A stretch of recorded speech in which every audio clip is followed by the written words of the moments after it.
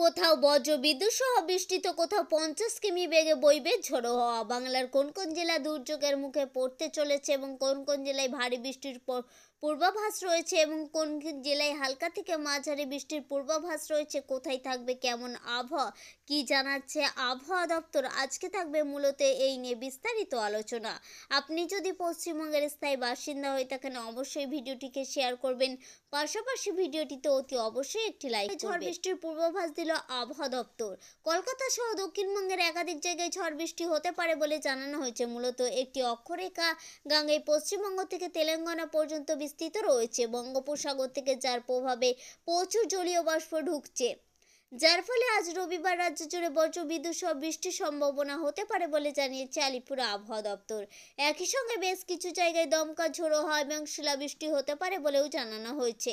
আবহাওয়া দপ্তর জানিয়েছে দক্ষিণবঙ্গে উত্তরবঙ্গে কেমন আবহাওয়া থাকবে। আবহাওয়া দপ্তর জানিয়েছে হুগলি সহ দক্ষিণবঙ্গের একাধিক জেলায় বৃষ্টির পূর্বাভাস দেওয়া হয়েছে।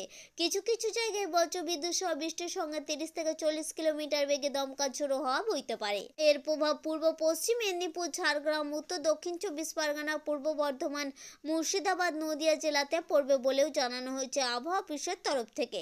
শুধু তাই নয়, অন্যান্য বাকি জেলাতে বজ্রবিদ্যুৎ সহ বিক্ষিপ্তভাবে হালকা বৃষ্টির সম্ভাবনা থাকছে। আবহাওয়া দপ্তর জানিয়েছে আগামীকাল সোমবারও বজ্রবিদ্যুৎ সহ হালকা থেকে মাঝারি বৃষ্টির সম্ভাবনা থাকবে বলে জানানো হয়েছে।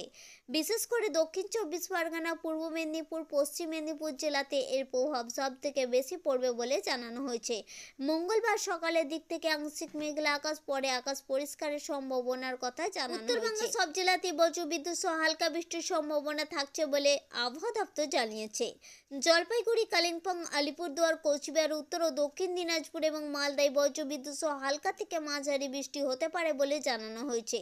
তবে বজ্রবিদ্যুৎ সহ এবং বজ্রপাতের সম্ভাবনা বেশি থাকবে উত্তর ও দক্ষিণ দিনাজপুর এবং মালদা জেলাতে। আমাদের উদ্দেশ্য ছিল কেবলমাত্র ছোট্ট ইনফরমেশনটি আপনাদের সামনে উপস্থাপন করা। যদি ভালো লেগে থাকে অবশ্যই লাইক করবেন, জনস্বার্থে প্রচুর পরিমাণে শেয়ার করবেন। Thank you friend, thank you for watching.